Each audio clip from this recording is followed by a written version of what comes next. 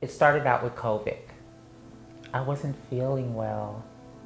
And I went to Northside and I found out that I had breast cancer, third stage breast cancer, and cellulitis of the breast.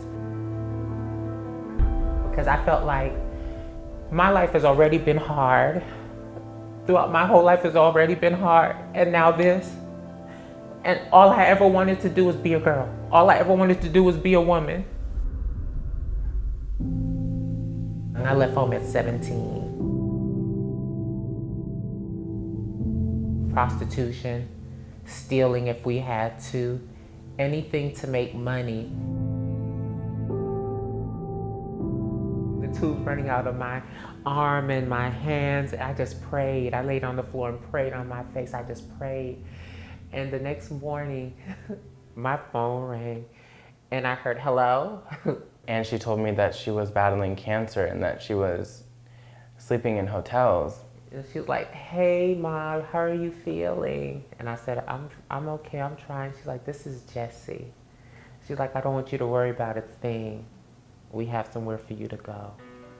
THC, or the Trans Housing Coalition, really began on the streets of Atlanta in Old Fourth Ward when I met a community of my sisters on what is known as the Stroll, where a community of Black trans women live and do sex work.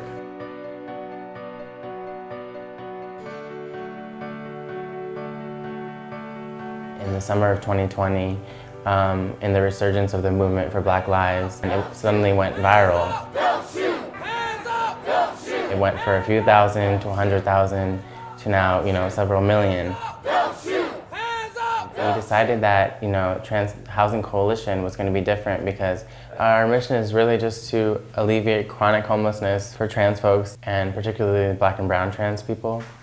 We're founded in housing first, which means that there's no wrong door. Girls don't have to be sober, to deserve housing. And we believe that everybody deserves and wants housing, whether you're in the best space in your life or not. And THC has just been a blessing in my life ever since.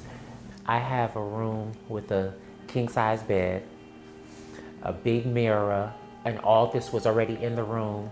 I didn't have to furnish anything. My sisters here rallying for each other, lets us know, remind each other that there's still a community out there. But housing for us is so important.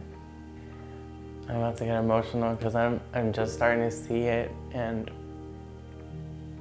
the girls keep telling me that every time they pass the Stroll, that they don't see anyone anymore. And just that small fact, that small community that is no longer on the streets, when some of them had been on the streets for 10 years, it's just mind-boggling. That's a part of THC, to transition, to help you out of a problem and to get you into where you need to be. So to be taken from the streets and have to plead for my life, to be able to sleep in a bed, comfortable, and open up my eyes and see the sun shine on my face is a blessing.